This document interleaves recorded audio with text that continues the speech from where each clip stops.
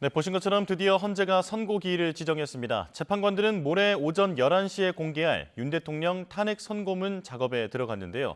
김광삼 변호사와 쟁점 짚어보겠습니다. 어서 오십시오. 네, 안녕하세요. 네, 자 드디어 날짜가 나왔습니다. 38일 만에 결정이 나게 되는 건데 이 선고일 확정까지 왜 이렇게 시간이 오래 걸렸을까요? 일단 뭐 헌재에서는 이제 처음부터 신속하게 심판을 하겠다 그랬었잖아요. 그런데 결과적으로 보면 변론 자체는 굉장히 빨리 진행이 됐는데 이제 선고가 이제 35일이나 걸렸어요. 그러면 이전에 이제 노무현 전 대통령이랄지 이제 박근혜 전 대통령과 비교해 보면 어떻게 보면 이제 15일 이상 훨씬 더 걸렸다 이렇게 볼 수가 있을 것 같습니다. 아마 그 이유는 여러 가지가 있을 거예요. 그런데 저희가 추론해 보건데 뭔가 결론을 내리는 데 있어서 이제 교착 상태에 있었다 이렇게 볼 수밖에 없고. 근데 교착 상태라는 것은 인용이 됐건 기각이 됐건 어느 한쪽으로 헌법재판관의 의견이 쏠리면 사실은 그렇게 시간이 끌지 않았을 겁니다. 그런데 기각이냐 인용을 가지고 적어도 어느 재판관 한두 명이 이거에 대해서 이제 명확하지 않았기 때문에 이제 결론을 도출하는데 시간이 좀 많이 걸렸다 이렇게 볼 수 있을 것 같아요. 예. 그런데 취재되어 있는 내용으로 보면 이미 판결을 완료했다라고도 되어 있던데 그렇다면 이례적인 사례라고 볼 수 있겠습니까? 아니, 그렇지 않을 거예요. 이제 박근혜 전 대통령 때는 당일 판결을 했다고 하는데 그 판결은 형식적 판결이었을 겁니다. 왜냐하면 오전에 뭐 이른 아침에 판결을 한 다음에 거기에 맞춰서 주문이랄지 이유랄지 판결 결정문을 작성할 수는 없잖아요. 그건 이제 불가능하거든요. 그래서 그 이전에 이미 판결은 이루어졌는데 단지 그 전에 뭐 기각, 인용 이런 뭐 결정문을 뭐 선택지로 써놓고 그다음에 그날 아침 아마 판결했을 가능성이 크다 이렇게 보고요. 뭐 판결은 이미 이루어졌고 결정은 이미 어느 방향으로 가든지 났기 때문에 선고 일자를 잡은 것이다 이렇게 볼 수밖에 없어요. 뭐 경우에 따라서는요. 4월 4일 날 선고 전에 한번 모여서 평의 또는 이제 판결을 할 가능성이 있는데 그 판결 자체는 전에 있었던 의견을 이제 확인하는 정도지 그리고 이제 보안을 유지하기 위한 방법이지 그날 아침에 판결해서 인용 기각 여부를 결정한다. 제가 볼 때는 그렇지 않을 것이라고 봅니다. 그렇다면 결론이 이제 나에 있기 때문에 앞으로의 절차는 어떻게 되는 겁니까? 일단 뭐 이제 초안 작성에 들어갔겠죠. 그래서 아마 선고 전까지 몇 번에 걸쳐서 평의를 또 할 겁니다. 그래서 거기에서 이제 주문이랄지 이제 이유에 있어서도 뭐 소수 의견, 개별 의견, 뭐 다수 의견 이렇게 나눠지지 않겠어요? 그러면 거기에 대한 이제 근거랄지 판단이랄지 이런 걸 적시하기 때문에 그걸 이제 다듬는 과정에 있을 것이다 이렇게 봅니다. 자, 선고 기일이 잡히고 나서 찬반 집회가 더욱 더 이제 세를 결집하는 모습이 나타나고 있습니다. 자, 선고일을 대비해서 경찰과 행정기관도 발빠르게 대비를 하고 있는데 어떤 부분을 좀 신경을 써야 할까요? 일단 이제 우리가 이제 박근혜 전 대통령 때를 반민교사 삼아야 할 것 같습니다. 그때도 경찰차를 막 탈취하고요, 사망자도 4명이나 나왔고 또 다친 사람들이 굉장히 많았어요. 그래서 그 당시에 이제 경찰이 제대로 대응했느냐, 이제 그 부분에 대해서 또 책임 문제 있을 수 있었거든요. 근데 이번에는 뭐 박근혜 전 대통령보다도 훨씬 더 이제 찬반이 엄청나게 나눠져 있기 때문에 오히려 이 결과에 따라서는 더욱더 이제 충돌 가능성이 많다. 그리고 불상사가 일어날 가능성이 크기 때문에 이제 경찰도 100m 이내에 이제 차벽등을 설치해서 진공 상태를 만든다는 거잖아요. 근데 100m뿐만 아니라 뭐 300m, 그다음에 역, 주위 이런 데를 거의 진공 상태로 차벽을 설치할 가능성이 크다 이렇게 봅니다. 아마 그렇게 결정을 한 것 같아요. 그리고 가포 비상령을 내려서 이제 전 경찰을 이제 다 동원한다는 거고요. 거의 한 2만여 명 정도가 이제 서울에서 이 안전을 위해서 배치가 될 것으로 보입니다.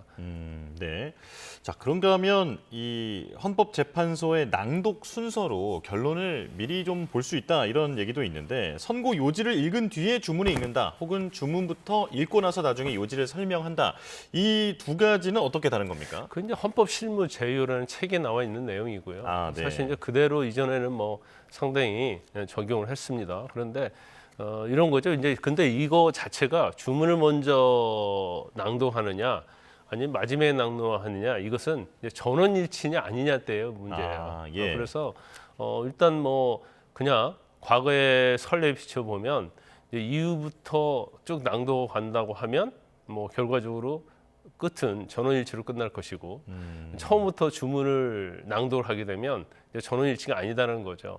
근데 이번 윤 대통령에 대한 탄핵 심판 사건은 이제 전원일치 가능성이 그렇게 많지 않기 때문에 이 뭐 앞에 주문을 낭독하냐 뒤에 주문을 낭독하냐 이거 자체가 의미가 없을 수도 있다. 뭐 경우에 따라서는 뭐 전원일치가 나올 수도 있겠죠. 예. 그렇지만 지금으로 보면 이제 가능성은 그렇게 많지 않아 보입니다. 아, 네. 전원일치의 가능성은 개인적으로는 좀 낮게 보신다라는 말씀이신데요. 그렇다면 소수 의견이 담길 가능성이 있다라고 보시는 걸까요? 저는 가능성이 충분히 있다고 봅니다. 네. 특히 우리가 한덕수 권한대행의 탄핵 심판 결정을 보면 뭐 기각, 각하, 인용 굉장히 다양했지 않습니까? 그러면 그 안에 이제 재판관들이 절차를 중시하는 재판관이 있는 거고요. 그 다음에 내용을 중시하는 재판관이 있고요. 그러니까 헌법과 법률 위반에 대한 내용, 중대성 그렇게 나눠지기 때문에 뭐 이번에도 사실은 그냥 절차에 대해서는 뭐 아무런 문제 없이 끝난 게 아니고 대통령 측에서 굉장히 많이 문제를 제기했었잖아요. 그러니까 특히 이제 내란죄 철회에 관련된 부분에 있어서도 뭐 절차를 더 중요시하느냐 그렇지 않느냐 또 증거조사와 관련된 부분에 있어서도 검찰 조사에 대한 증거 능력을 채택했는데 이게 이제 개정된 형사소송법에 사실은 맞지 않아요. 그러면 헌재가 이제 정치적인 헌법재판이기 때문에 이제 이렇게 하는 것이 과연 뭐 적법하냐 적법하지 않느냐 이런 절차에 관한 문제에 있어서도 문제를 제기하는 이제 재판관이 있을 수 있다 이렇게 봅니다. 예. 자, 지금 윤 대통령의 이 주요 쟁점을 보면 5개가 있습니다. 그런데 이 숫자가 아니라 각각 사안의 중대성이 더 중요한 기준이다라고 하던데 설명해 주실까요? 지금 탄핵 소추 사유는 이제 5개죠. 뭐 포고령이랄지 그다음에 뭐 국회를 침탈하려고 했냐, 선관위를 했느냐, 체포를 했느냐 여러 개가 있는데 그중에서 제일 중요한 것은 제가 볼 때 이제 3가지가 쟁점이 될 거라고 봅니다.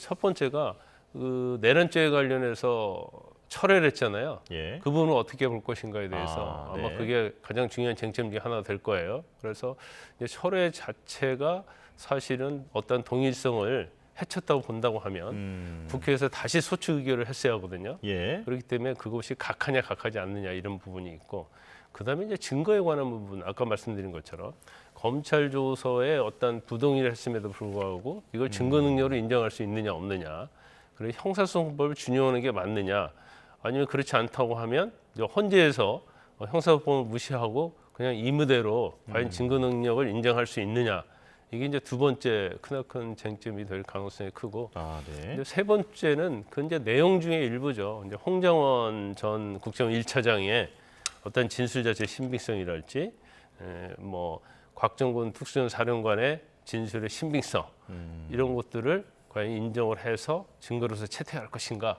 아마 뭐 여러 가지 뭐 5대 쟁점이 있고 그 안에도 또 새로운 뭐 논란을 일으킬 수 있는 사항이 있고 사실이 있지만 뭐 제가 볼 때는 그 3가지가 헌재 재판관들이 가장 중요시하는 사항이고 거기에 대한 판단이 있을 거라고 봅니다. 자, 그렇다면 이 5대 쟁점에 대한 판단은 이 결정문에 담길 것으로 보이는데 방금 짚어주신 어떤 내란죄 철회라든지 증거 능력 인정 여부라든지 이런 부분도 결정문에 담기는 겁니까? 그럴 거예요. 그리고 이제 쟁점별로 거기에 대한 이제 판단, 이유 뭐 이런 것들을 이유하고 뭐 판단을 다 적시를 할 겁니다. 그래서 이제 문제가 됐던 부분은 다 적시를 할 거예요. 그래서 그것도 다 낭독을 할 거고 이제 어떻게 할지는 모르겠어요. 이제 일반적으로는 주문에 대해서는 지금 헌재 소장 대행이 하는 거고요. 거기 이제 소수 의견이 있을 때는 이제 소수 의견을 낸 재판관이 이걸 낭독을 하는 거거든요. 일반적 관례에 비춰 보면. 그런데 아마 그런 식으로 할 가능성이 크다 이렇게 봐요. 자, 조금 전에 그 변호사님께서는 홍장원 전 차장의 그 증언이 이제 효력이 인정이 될 것이냐 이 부분도 주요 쟁점이 될 수 있다 말씀해 주셨는데 이제 헌재 결론에 영향을 미칠 만한 주요 증언들이 그동안 무엇이 나왔었는지를 좀 몇 가지 짚어주실까요? 아니 근데 뭐 16명 나왔잖아요 증인이. 근데 이제 제일 중요한 것은 이제 곽종근하고 그 다음에 아까 말씀드린 홍장원. 그 증언 자체가 이제 이전부터 굉장히 논란이 많이 됐잖아요. 그래서 이제 그런 부분 그리고 이제 중요한 것 중에 하나가 이제 국무회의 자체가 실질적으로 비상계엄에 대해 회의를 거쳤느냐 예. 이 부분이에요. 왜냐하면 국무회의를 제대로 하지 않았다고 한다면 이제 비상계엄엔 절차적 결함이 되는 거거든요. 그래서 아마 이제 그 부분도 중요한 쟁점이 될 겁니다. 예. 자, 그리고 윤 대통령이 이번에 선고 기일에 직접 출석할지 여부도 관심인데 이건 어떻게 전망하십니까? 일단 아직 이제 결정을 안 했다고 하고 있죠. 그런데 저는 이제 개인적 생각으로는 뭐 출석을 하지 않는 게 뭐 제가 볼 때는 맞다, 바람직하다 이렇게 봅니다. 그 예. 이유는 이제 여러 가지가 있지만 이제 첫 번째로는 선고예요, 선고. 선고는 헌재에서 그냥 일방적으로 파면, 기각, 뭐 이걸 선고하는 거거든요. 그래서 대통령이 뭐 의견을 진술한다랄지, 뭐 법정에서 할 수 있는 것이 없습니다. 그래서 일방적으로 듣는 거고. 두 번째는 저기에서 만약 기각이 되면 다시 대통령실로 복귀하는 것이고, 예. 파면이 되면 이제 일반이 되는 거잖아요. 그런데 경찰에서 진공 상태를 만들었다 하더라도 2만 명까지 동원해서 질서를 유지한다 하더라도 예. 대통령이 헌재 안에 있는 것 자체는 이제 엄청나게 인용이 됐건 기각이 됐건 어떤 대중들의 어떤 심리에 엄청나게 영향을 미칠 수 있어요. 그래서 더군다나 지금 경찰 입장에서 보면 대통령이 헌재 안에 있을 때 이제 밖에 외부를 컨트롤하고 통제하는 것이 굉장히 어려울 수 있습니다. 예. 그래서 여러 가지 사정을 종합해 보면 대통령이 출석을 안 하시는 게 제가 볼 때는 바람직하지 않나 저는 그렇게 봅니다. 예.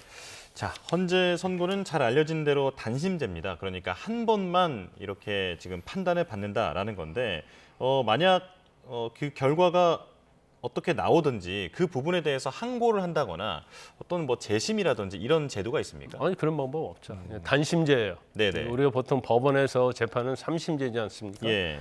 근데 이제 헌재 결정은 이제 단심제이기 때문에 일단 뭐 결정이 나오면 거기에 이제 승복할 수밖에 없죠.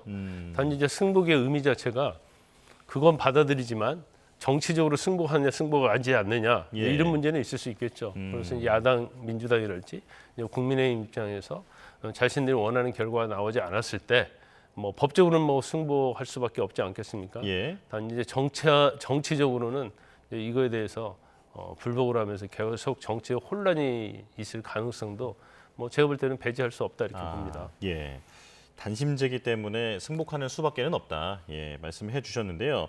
자, 그런데 이게 탄핵이 만약에 인용이 된다면 조기 대선이 현실화하게 됩니다. 네. 그렇다면 날짜를 보면 6월 3일 전에는 대선을 치러야 하는 건데 이 대선 일정은 어떻게 결정이 되는 겁니까? 일단 뭐 탄핵이 인용이 되면 한덕수 권한대행이 공고를 하게 돼 있죠. 예. 그래서 10일 이내에 공고를 하게 돼 있습니다. 그래서 예.